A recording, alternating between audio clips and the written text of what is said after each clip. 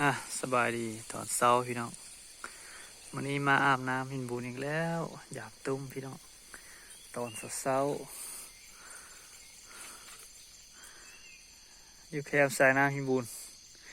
มาหลังแรกพี่น้องหลังแรกแห้งมันอ่ะเล็ก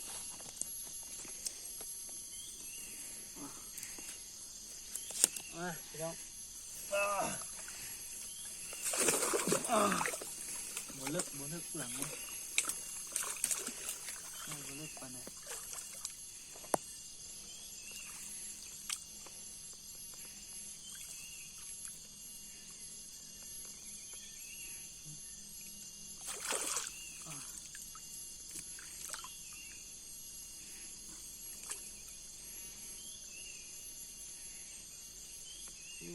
หมด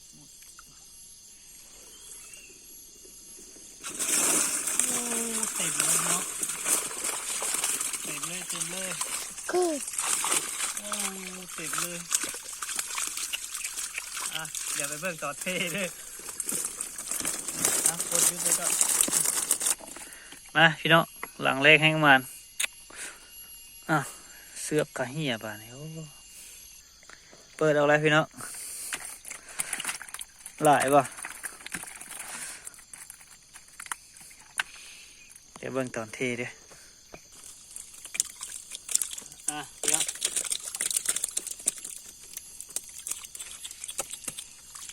เห็นป่ะเอาเปิดให้พี่น้องเบิ่งเนาะป่าหลังเดียวเลยนี่พี่น้องหลังเดียวไปกดยุติหลังที่สองพี่น้องหลังที่สองมาแล้ว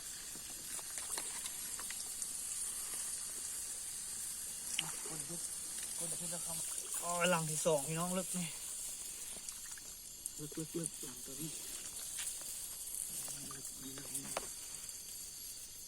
ยังไม่ได้อาบน้ำเลยโอ้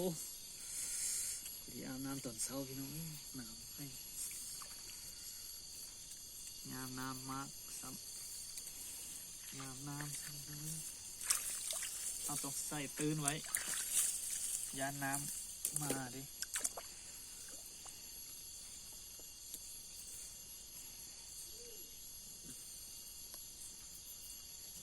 น้องเด้อรอรุ่นเด้อ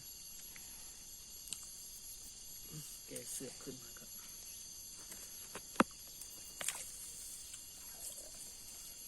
โอ้